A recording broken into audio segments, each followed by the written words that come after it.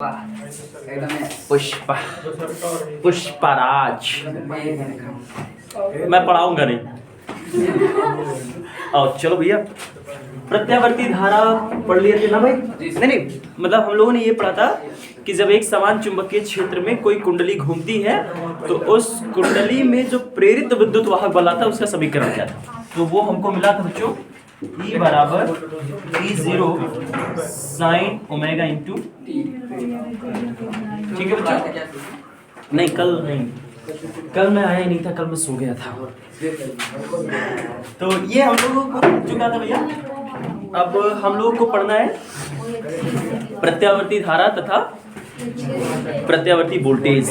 चलो बच्चों समझेंगे हम लोग प्रत्यावर्ती धारा और प्रत्यावर्ती वोल्टेज की कहानी क्या है। आओ ध्यान देते हैं इधर भाई।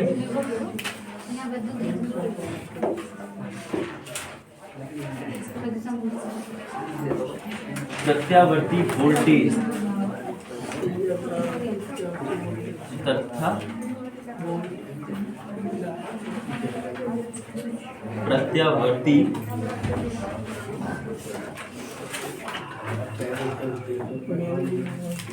चलो बच्चों बात करते हैं हम लोग प्रत्यावर्ती वोल्टेज को लेकर के और प्रत्यावर्ती धारा को लेकर के। क्या है प्रत्यावर्ती वोल्टेज का कहानी और क्या है प्रत्यावर्ती धारा, ठीक है?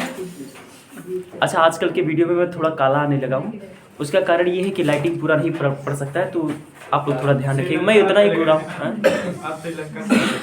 हाँ, युगांडा से नहीं आई।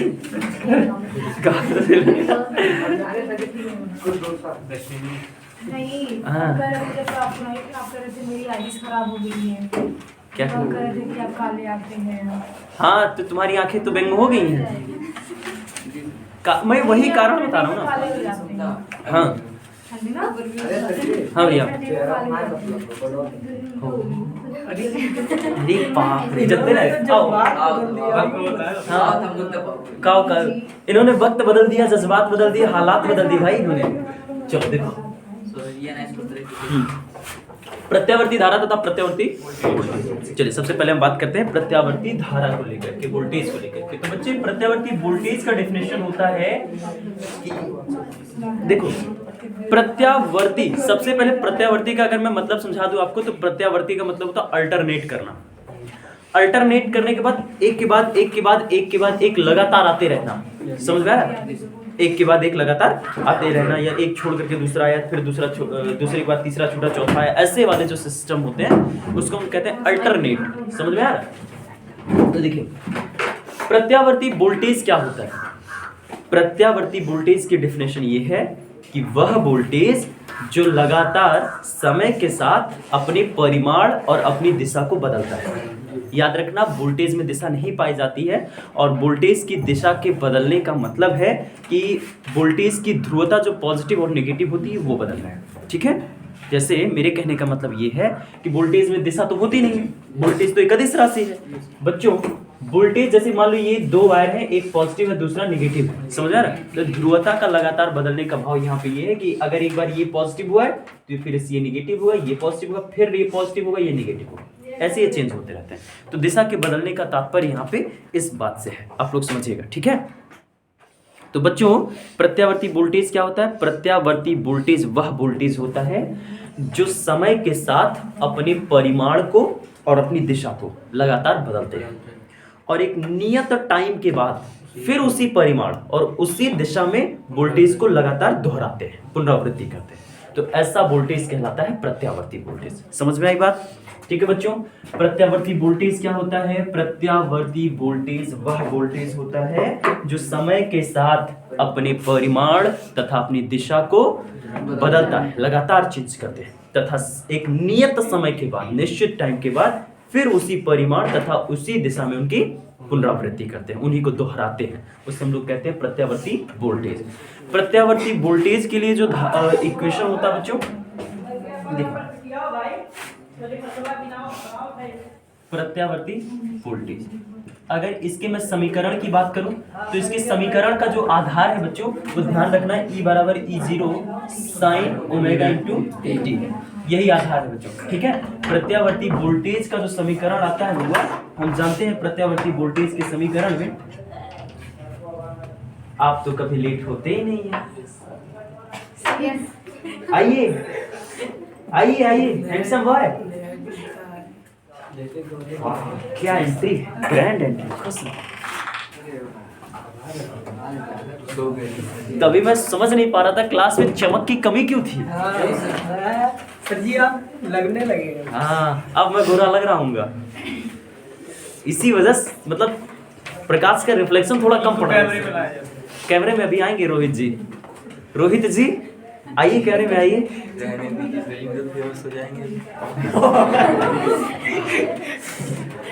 इतने हैंडसम हैं तो फिर क्या कह सकते हैं। आओ। सर जी अपना बोल दे वैसे फेमस हो ये। V बराबर V0 साइन ओमेगा इंटू ये है बच्चों वोल्टेज का समीकरण। ये क्या है लाला? वोल्टेज का समीकरण। अब इस समीकरण में जो डाटा लिखा गया है, सबसे पहले उस डाटा के साथ अपना संबंध बना लो। V है प्रत्यावर्ती वोल्टेज एंड बच्चों V0 है प्रत्यावर्ती वोल्टेज का अधिकतम मान। V0 क्या है बच्चों? प्रत्यावर्ती वोल्टेज का अधिकतम मान, जिसे हम लोग शिखर मान के नाम से जानते हैं। किस नाम से जानते हैं बच्चों?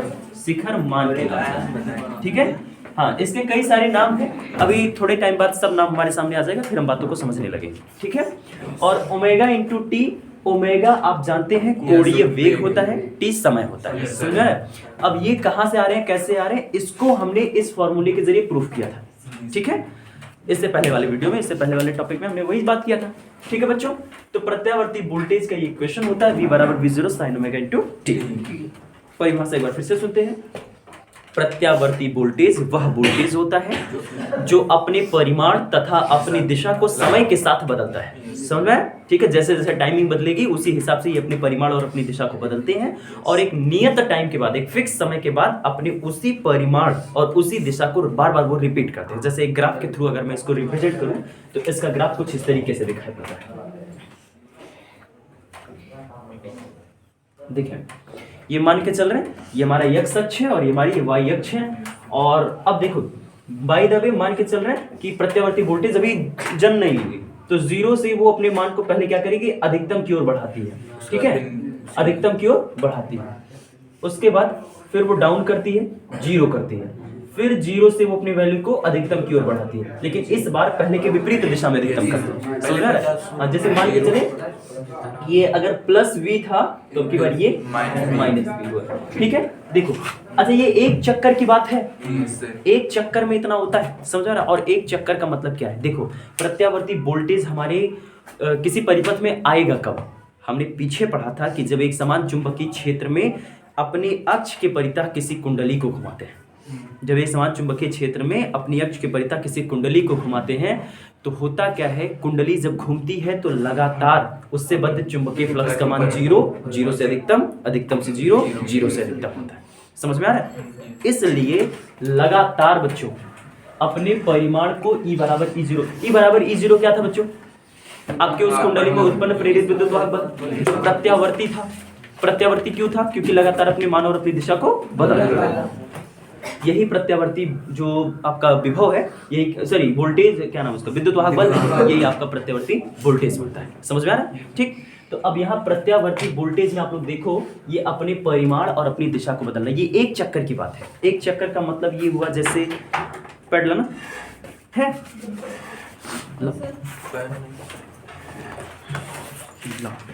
देखो, जैसे ये मान के चल रहे हैं कुंडली है, क्या है बच्चों? कुंडली। अब इस कुंडली के एक चक्कर को समझेंगे हम लोग। मान लो चुंबकीय बल रेखा इस दिशा में जा रही है, इसमें से कुंडली का तल चुंबकीय क्षेत्र में कैसे पड़ रहा है? समांतर। इससे बद्ध चुंबकीय फ्लक्स का मान जीरो, इससे बद्ध चुंबकीय फ्लक्स का मान बच्चों जीरो। तो जब चुंबकीय फ्लक्स का मान जीरो है तो यहाँ पे बच्चे आप ई का मान देखेंगे तो वो भी जीरो मिलेगा आपको, फैराडे के लॉ के हिसाब से। समझ में आ रहा है? ये अभी ऐसे है, ये ऐसे से धीरे धीरे घूमेगा तो ये अपने इस स्टेज में जब पहुंचेगा तो आपके चुंबकीय फ्लक्स का मान ज्यादा हो जाएगा, सबसे ज्यादा। ठीक, फिर कब? अब पहले देखो, ध्यान देना, इसकी अक्ष तल के लंबवत ऊपर की ओर थी। समझ में आ रहा है? और जब ये हाफ साइकिल घूम जाता है तो इसकी अक्ष तल के लंबवत नीचे की ओर जाती है। समझ में आ रहा है? ठीक, तो एक साइड में क्या होता है, एक बार ये भुजा ऊपर उठ रही होती है तो दूसरी बार में वही भुजा डाउन जा रही है नीचे। समझ में आ रहा है? इस वजह से यहाँ पे धारा के मान बदलते हैं। उनका परिमाण, उनका डायरेक्शन, यही सब कारण है कि चेंज होते रहते हैं, लगातार बदलने का कारण यही है। तो प्रत्यावर्ती वोल्टेज वह वोल्टेज है जो समय के साथ अपने परिमाण और अपनी दिशा को लगातार बदलेगा और एक फिक्स टाइम के बाद फिर उन्हीं को दोहराएगा, रिपीट करेगा। जिस परिमाण में वो गया था वही परिमाण में, जैसे देखो एक चक्कर इसने लगा दिया, देखो अभी इस कंडीशन में जब चुंबकीय क्षेत्र में हमारे तल ऐसे पड़े हुए हैं तो इससे बद्ध चुंबकीय क्षेत्र का मान भी इससे बद्ध चुंबकीय फ्लक्स का मान 0 है। इसका मतलब अभी इसका विद्युत वाहक बल 0, ठीक है, विद्युत वाहक बल 0।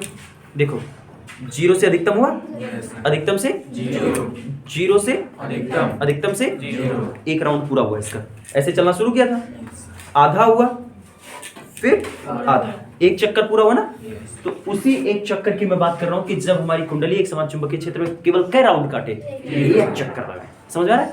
तो उस एक चक्कर में देखो 0 से वैल्यू को बढ़ा करके मैक्सिमम एक डायरेक्शन में, फिर मैक्सिमम से घटा करके 0, अब ये मूल बिंदु है तो यहाँ पे तो 0 ही रहेगा।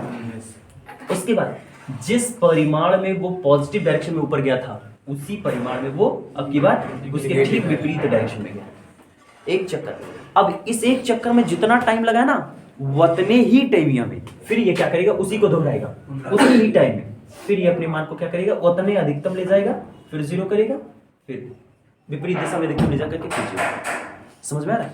अब यही एक राउंड की लगातार ये क्या करेगा, पुनरावृत्ति करते हैं, समझ में आ रहा है। ठीक, तो इस हिसाब से ये प्रत्यावर्ती वोल्टेज चलते हैं, ठीक है।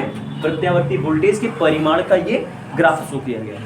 अच्छा देखो यहाँ पे वोल्टेज का मान एकदम मिनिमम है, यहाँ पे वोल्टेज का मान मिनिमम, यहाँ मिनिमम, यहाँ मिनिमम, यहाँ वोल्टेज का मान सबसे अधिकतम। वोल्टेज का मान जब यहाँ हम लोग देखते हैं तो इसे हम लोग लिखते हैं V0 से, ठीक है। और अगर आप देखें तो वो शिखर पर है, V0 कहाँ पे, शिखर पर। इसी वजह से V0 को हम लोग कहते हैं शिखर मान। क्या कहते हैं बच्चों, शिखर मान, या इसी को हम लोग अगर हम तरंग के रूप में देखें तो इसी को हम लोग आयाम कहते हैं, या इसी को हम लोग अधिकतम मान कहते हैं, है ना, अधिकतम मान कहते हैं, ठीक है। तो यही चीज है, ये भी इसका शिखर मान है बच्चे, ये भी V0 है, लेकिन ये पहले के सापेक्ष विपरीत दिशा का है, समझ में आ रहा है, ठीक है। तो ये इसके शिखर मान है। तो ये प्रत्यावर्ती वोल्टेज है बच्चों। अब हम बात करते हैं प्रत्यावर्ती धारा को लेकर के। तो प्रत्यावर्ती धारा की कहानी क्या है, देखो प्रत्यावर्ती धारा, देखिए प्रत्यावर्ती धारा क्या होती है। प्रत्यावर्ती धारा वह धारा होती है जो समय के साथ अपने परिमाण को लगातार, दिशा को लगातार बदलती है और एक निश्चित समय के बाद फिर उसी परिमाण और उसी दिशा की वो पुनरावृत्ति करता है, उसी को वो दोहराता है, ठीक है। उसे हम लोग क्या कहते हैं, प्रत्यावर्ती धारा कहते हैं। समझ में आया बच्चों। प्रत्यावर्ती धारा के लिए जो समीकरण होता है वो होता है I0 sin omega into t, ये होता है, ठीक है। अब ये समीकरण कैसे आता है, तो ये समीकरण वहीं से जन्म लेता है। देखो V is equal to I into R, तो V0 is equal to I0 into R। समझ में आ रहा है। तो अगर आप लोग इस V और V0 के स्थान पे ये मान रखेंगे तो देखो R से R कैंसिल होगा कि नहीं होगा। जैसे देखो V के स्थान पे I into R is equal to V0 के स्थान पे I0 into R sine omega into T, R से R, I बराबर I0 sign omega into T. समझ में आ रहा है, ठीक है। अच्छा एक चीज अभी आप लोग ध्यान रखिएगा कि ये जो मैंने फंडा बताया आपको ना, ठीक, ये केवल तब अप्लाई होगा जब खाली शुद्ध प्रतिरोध रहेगा। ये खाली तब अप्लाई होगा कि जब ये वोल्टेज लगाए हो और वो वोल्टेज कहाँ लगा है, किसी ऐसे परिपथ में जहां खाली शुद्ध प्रतिरोध हो, और ऐसा प्रतिरोध जो ओम के नियम को फॉलो करेगा, तब ये चीज लागू होगा। अब ये अलग अलग प्रकार के हम लोग परिपथ पढ़ेंगे तो उन अलग अलग प्रकार के परिपथों में वोल्टेज और धारा का संबंध अलग अलग समझेंगे। समझ में आ रहा है, ठीक। तो अभी देख रहे हो ये इक्वेशन बन गया कि नहीं बन गया, आप लोग देख रहे हैं ना कि V बराबर V0 sin omega into T से तो ये इक्वेशन बना है, I बराबर I0 sin omega into T, ठीक। तो ये चीज समझे।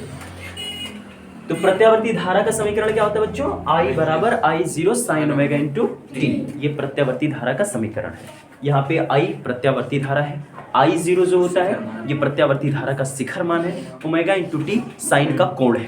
समझ में आया, जिसमें ओमेगा आपके प्रत्यावर्ती धारा का कोणीय वेग है और टी समय अंतराल है।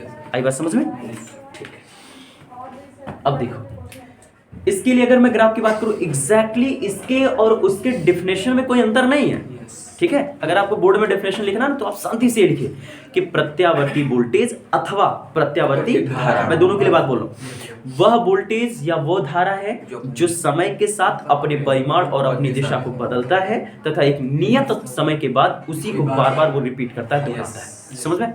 आप वोल्टेज के लिए भी और धारा के लिए भी सेम डेफिनेशन लिखेंगे, ठीक है। अब देखिए, प्रत्यावर्ती धारा के लिए जो समीकरण होता है I बराबर I0 sin omega t, I0 यहाँ क्या है बच्चों? शिखर। इस चैप्टर में मैंने आप लोगों को एकदम शुरुआती टाइम में कह दिया था कि जीरो जिसमें भी लग जाए, जैसे I0 हो गया, V0 हो गया, 0 हो गया, ये सब अधिकतम मान को शो करते हैं, मैक्सिमम वैल्यू को शो करते हैं, ठीक है बच्चों। चलिए, अच्छा, अब अगर मैं प्रत्यावर्ती धारा का ग्राफ आपको शो करूं तो देखिए, ये प्रत्यावर्ती धारा है जो अपने वैल्यू को बढ़ा करके मैक्सिमम कर रही है, अपने वैल्यू को बढ़ा कर क्या कर रही है? फिर मैक्सिमम से 0, फिर आधे चक्कर के बाद फिर बढ़ा करके दूसरी दिशा में अधिकतम किया, फिर 0 किया, फिर उसके बाद यहाँ से लेके होकर यहाँ तक पहुंचे जितना टाइम लगा है, अब वही टाइम में फिर उतने चक्कर पूरा करेगा, ठीक। फिर देखो, 0 से बढ़ा करके अधिकतम, अधिकतम से 0, फिर दिशा को बदलेगा, नीचे जाएगा, फिर अधिकतम, समझ में आ रहा है? नीचे जाने का मतलब ये मत समझो तुम लोग कि वो मान कम कर रहा है, नीचे में खाली वो माइनस हो रहा है लेकिन परिमाण तो उतने जा रहा है, समझ में आ रहा है? यहाँ जितनी हाइट है यहाँ बच्चों, उतने हाइट यहाँ होता है, जितना हाइट यहाँ है उतने हाइट यहाँ होता है, मतलब ये सभी हाइट आपस में बराबर होते हैं, और ये जो हाइट ग्राफ के रूप में वो हाइट है, समझ में आ रहा है? और परिमाण के रूप में देखेंगे तो ये अपना मैक्सिमम वैल्यू दे रहा है, इसको हम लोग लिखते हैं I0 से, किससे लिखते हैं? I0 को हम लोग क्या कहेंगे? शिखर मान। क्या कहेंगे बच्चों? वो धारा के लिए शिखर मान, ठीक है। तो ये प्रत्यावर्ती धारा, प्रत्यावर्ती वोल्टेज होते हैं। प्रत्यावर्ती वोल्टेज का समीकरण V बराबर V0 sin omega into T, प्रत्यावर्ती धारा का समीकरण I बराबर I0 sin omega into T होता है। कोई दिक्कत बच्चों? बात समझ में आ गई? ठीक है, चलिए अब इसके बाद हम लोग देखते हैं अपना अगला टॉपिक,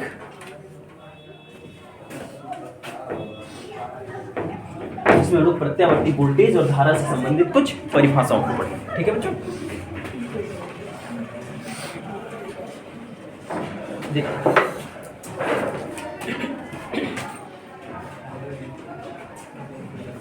प्रत्यावर्ती वोल्टेज तथा धारा से संबंधित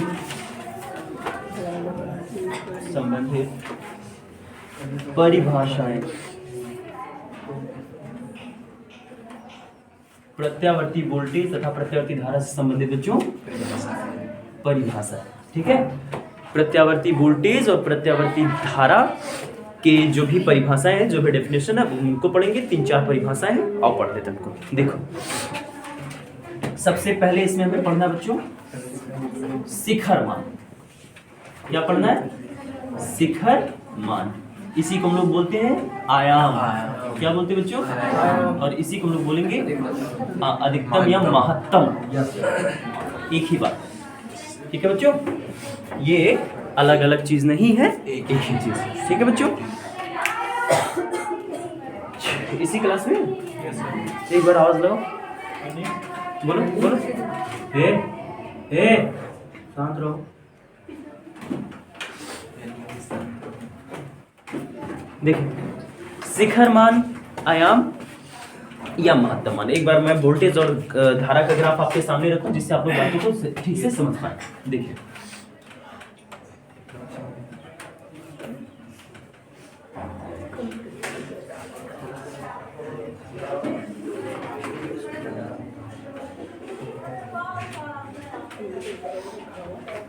देखिए, इस पे धारा और मैं वोल्टेज को शो कर देता हूं जिससे आप लोगों को बातें ज्यादा समझ में आएंगी, ठीक है।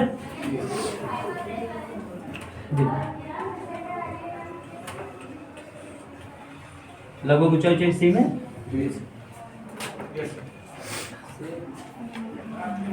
और ये वोल्टेज के लिए समीकरण था, और अब ये मैं खींच रहा हूँ, डॉटेड लाइनें धारा को शो कर रही है। कोई उसका अर्थ नहीं है, बस मैं दोनों को अलग दिखाना चाह रहा हूँ, ठीक है। बाकी इनका कोई बेसिक अर्थ नहीं है कि सर धारा को हम लोग ऐसे ही शो करेंगे, क्या नहीं। आप जैसे मर्जी वैसे कर दो, डायरेक्ट लाइनों में भी कर सकते हो, कोई दिक्कत नहीं। एकदम गजब का ग्राफ बन रहा है ना, एकदम।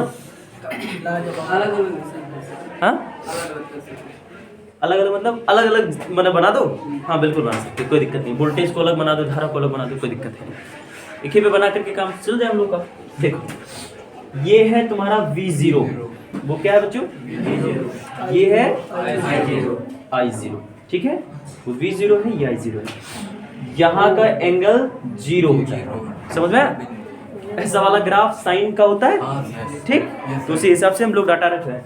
0 यहाँ होता है π/2, यहाँ होता है पाई, और यहाँ होता है π/2, यहाँ 2 पाई होता है, और यहाँ होता है 2 π/3। कितना तो होगा? अरे 2 π/3 मतलब 2 गुणे 180/3 नहीं, 3 6 18 120 नहीं यार, 270 होता ना, और 270 का मतलब 270 गुणे π/180 ना, एंड 9 त्रिक 27, 3 π/2 ये होता है, और ये π/2। तो कितने डिग्री का एंगल होता है बच्चों? π/2। एंगल समझ रहे हो कि नहीं समझ रहे? तो इस तरीके से ये इनके वो है। अब चलो देखो शिखर मान क्या होता है बच्चों? प्रत्यावर्ती धारा तथा प्रत्यावर्ती वोल्टेज, प्रत्यावर्ती धारा तथा वोल्टेज अपने एक चक्कर के लिए अपने मान को 2 बार अधिकतम करती है, ठीक है? चाहे प्रत्यावर्ती वोल्टेज हुआ चाहे प्रत्यावर्ती धारा हुई, प्रत्यावर्ती वोल्टेज भी प्रत्यावर्ती धारा भी अपने एक चक्कर, देखो एक चक्कर का मतलब क्या? 0 डिग्री से 2 पाई तक, इतना एक चक्कर हो गया। उसके बाद ये आगे का चक्कर, ठीक है? तो बच्चे लोग अपने एक चक्कर के दौरान प्रत्यावर्ती वोल्टेज या प्रत्यावर्ती धारा अपने मान को अधिकतम करती है, ठीक है बच्चों?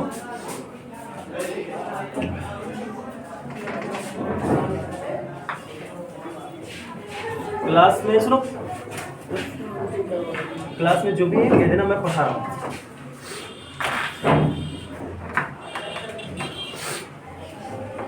चलिए ठीक है। तो अपने एक चक्कर में अपने मान को, चाहे वोल्टेज हुआ चाहे धारा हुआ, 2 बार अधिकतम कर ली। देखो एक बार यहाँ, दूसरी बार यहाँ, उसके बाद चक्कर खत्म हो जा रहा है। तो ये 2 बार जो अधिकतम मान प्राप्त होता है उसे अधिकतम मान को हम लोग शिखर मान अथवा आयाम कहते हैं। वोल्टेज के शिखर मान को हम लोग V0 से तथा धारा के शिखर मान को हम लोग I0 से रिप्रेजेंट करते हैं। आई बात समझ में? ठीक है। तो प्रत्यावर्ती वोल्टेज का शिखर मान समझ में आ गया, प्रत्यावर्ती धारा का शिखर मान समझ में आ गया, ठीक है। उसके बाद दूसरा हेडिंग है हम लोग का बच्चों आवर्त काल।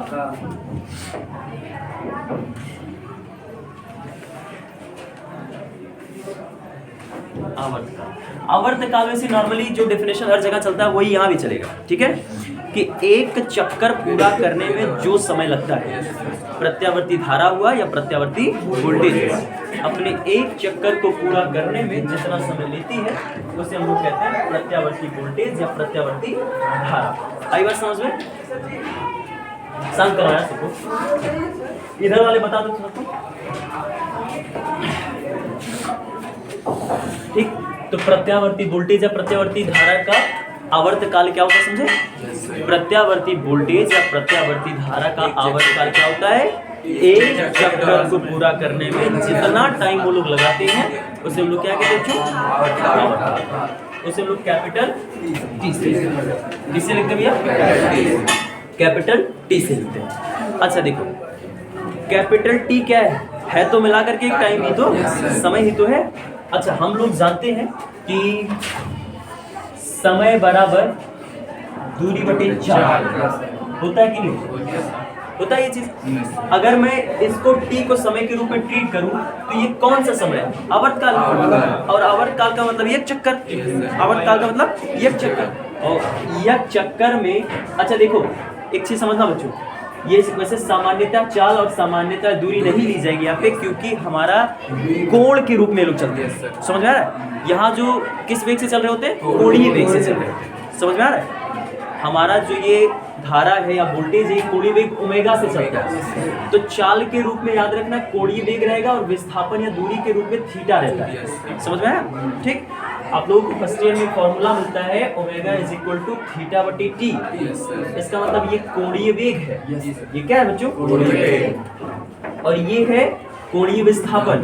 कोणीय विस्थापन। तो इनमें जो विस्थापन आ रहा है ये कोणों के रूप में आ रहा है और ये कोणीय वेग ओमेगा से ट्रेवल कर रहे हैं। तो इस वजह से आप लोग समझिएगा, ठीक है, कि चाल और दूरी सामान्य तौर पे नहीं ली जाएगी। ठीक है, चलिए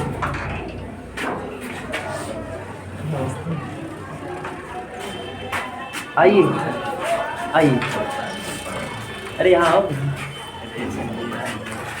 आओ यहाँ आइए आइए। खालू के घर में देखो यार, ये तक है, आओ तुम आओ। हाँ तो है। हाँ तो है। खालू के घर में हमें तक ये नालायक तू गॉसियन प्रेस्ट देखो। तो बाबू लोग देखो T इज इक्वल टू बच्चों एक चक्कर में ये कितना कोणीय विस्थापन करेंगे? 2 पाई। और किस वेग से चलते हैं? ओमेगा। तो T इज इक्वल टू 2 पाई बटे ओमेगा। समझ में आई बात? या यहाँ से ओमेगा इज इक्वल टू 2 पाई बटे T। समझ में आया? ये एक चक्कर के लिए जहाँ T आवर्तकाल है बच्चों। T क्या है? आवर्तकाल है। समझ में आ रहा है? ठीक है। एक चक्कर में कोणीय विस्थापन कितना होता है लाला? 0 से शुरू की और कुल ले जाए 2 पाई 360 डिग्री तो घूम पाई है। एक चक्कर में 360 डिग्री ही तो घूम पाएगा, उससे ज्यादा घूम पाएगा। तो एक चक्कर में उसका कोणीय विस्थापन हो जाएगा 2 पाई। और किस चाल से चल रहा था? कोणीय वेग ओमेगा से। तो कोणीय वेग ओमेगा। तो फार्मूला बनता है T इज इक्वल टू 2 पाई बटे ओमेगा। कोई दिक्कत? ठीक। अब देखो दूसरा हेडिंग जो हम लोग का होता है बच्चों, उसमें ये है आवृत्ति। क्या है बच्चों? आवृत्ति। राष्ट्रगान के समय सब लोग खड़े रहेंगे। देखो आवृत्ति क्या होता है बच्चों? कि एक सेकंड में जितने चक्कर लगते हैं, समझ में? जैसे मान लो कि अब आवर्तकाल कुछ भी हो सकता है, 0.5 सेकंड हो सकता है, 1 सेकंड हो सकता है, कुछ भी हो सकता है। लेकिन आवर्तकाल में याद रखना 1 चक्कर। समझ में? 1 चक्कर में जितना टाइम लगेगा वही आवर्तकाल। और बाबू अगर हम आवृत्ति की बात करें तो 1 सेकंड में जितने चक्कर काट ले वो, अगर 1 सेकंड में 1 चक्कर काटा तो उसकी आवृत्ति 1 है। 1 सेकंड में 4 चक्कर काट ले तो उसकी आवृत्ति 4 है। समझ रहा है? तो 1 सेकंड में हमारी प्रत्यावर्ती धारा या प्रत्यावर्ती वोल्टेज जितने चक्कर लगाती है उसे हम लोग कहते हैं, चक्करों की संख्या को हम लोग कहते हैं आवृत्ति। क्या कहते हैं बच्चों? आवृत्ति को हम लोग लिखते हैं यफ। किससे लिखते हैं? जो कि आवर्तकाल का विपरीत व्युत्क्रम होता है। ठीक है, आवर्तकाल के व्युत्क्रम को हम लोग क्या कहते हैं? आवृत्ति कहते हैं। ठीक है, F is equal to 1/t हमारा फॉर्मूला बनता है। ठीक है बच्चों, अब देखो F is equal to 1/t कितना हो जाएगा? 2 पाई बटे ओमेगा। ओमेगा अगर ऊपर जाएगा तो ओमेगा बटे 2 पाई। इसका मात्रक होता है बच्चों रेडियन पर सेकेंड। चलिए इसका मात्रक होता है बच्चे सेकेंड इनवर्स। सेकेंड इनवर्स या हर्ट्ज होता है। ठीक है, या प्रति चक्कर।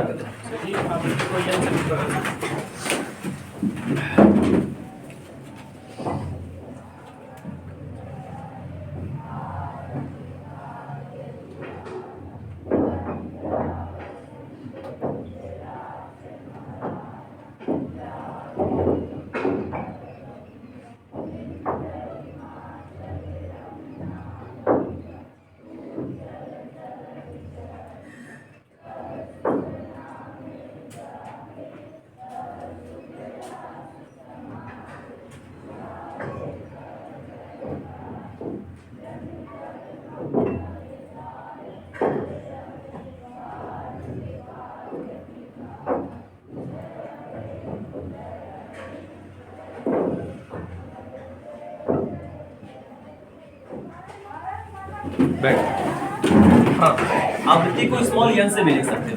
ठीक है, आवृत्ति को स्मॉल एन से लिखो चाहे एफ से लिखो, कोई अलग बात नहीं, कोई दिक्कत नहीं। ठीक है बच्चों, तो ये आपकी आवृत्ति होती है और ये आपका आवर्तकाल। आवर्तकाल माने 1 सेकंड 1 चक्कर में जितना समय लगता है, और आवृत्ति माने 1 सेकंड में चक्करों की संख्या। समझ में आ गया? ठीक है, इसके बाद हमें हेडिंग पढ़ना है बच्चों कला। अब कला क्या है देखिए, हम जानते हैं कि धारा के लिए I बराबर I0 sign omega into T. हम ये बात जानते हैं, अच्छे तरीके से जानते हैं। अब बाबू इसमें जो साइन का कोणांक है, और साइन का कोणांक कितना है ओमेगा इंटू टी, इसी ओमेगा इंटू टी को हम लोग कला कहते हैं। क्या कहते हैं बच्चों? कला। तो ये जो साइन का कोणांक होता है इन सूत्रों में, चाहे I बराबर I0 sign omega into T के बारे में बात करूं, चाहे V बराबर V0 sign omega into T के बारे में बात करूं, इन दोनों फॉर्मूलों में ये जो ओमेगा इंटू टी है, इसी ओमेगा इंटू टी को हम लोग क्या कहते हैं बच्चों? कला। समझ में आ रहा है? तो साइन ओमेगा इंटू टी या कॉस V बराबर V0 साइन ओमेगा टी में, I बराबर I0 sign omega into T में, इन सभी फॉर्मूलों में बच्चों हमारा ये जो साइन का कोणांक है, इसी को हम लोग क्या बोलेंगे? कला बोलते हैं। ठीक है, इसके बाद बच्चों में पढ़ना है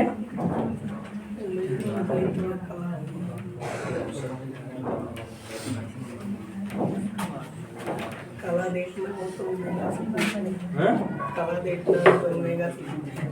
कला देख। चलो इसके बाद एक अंतिम हेडिंग है हम लोग का, क्या है ये तीन ही तो शायद है।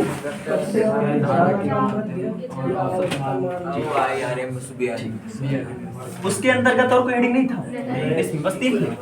अच्छा एक तात्क्षणिक था। हाँ तात्क्षणिक, तो तात्क्षणिक का मतलब होता है बहुत सूक्ष्म समय अंतराल। हाँ ठीक।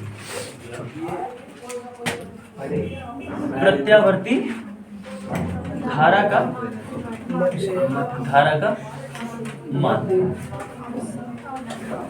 या औसत या माध्य प्रत्यावर्ती धारा, ऐसे करके हेडिंग होगा। औसत मान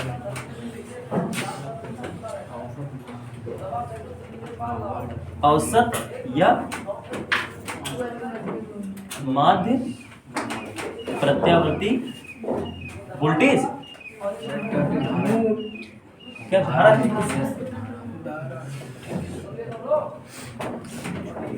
औसत या माध्य प्रत्यावर्ती धारा।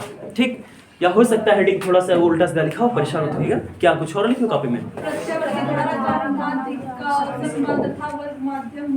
अच्छा ठीक है, उसमें दो हेडिंग है। ठीक है कोई बात नहीं। हाँ उसमें दो हेडिंग है, एक है प्रत्यावर्ती धारा का जो मीन वैल्यू होता है, माध्य मान होता है, और दूसरा है वर्ग माध्य मूल मान। ठीक है बच्चों, वो दो अलग अलग चीजें। ठीक है, तो इसको हम लोग पढ़ते हैं।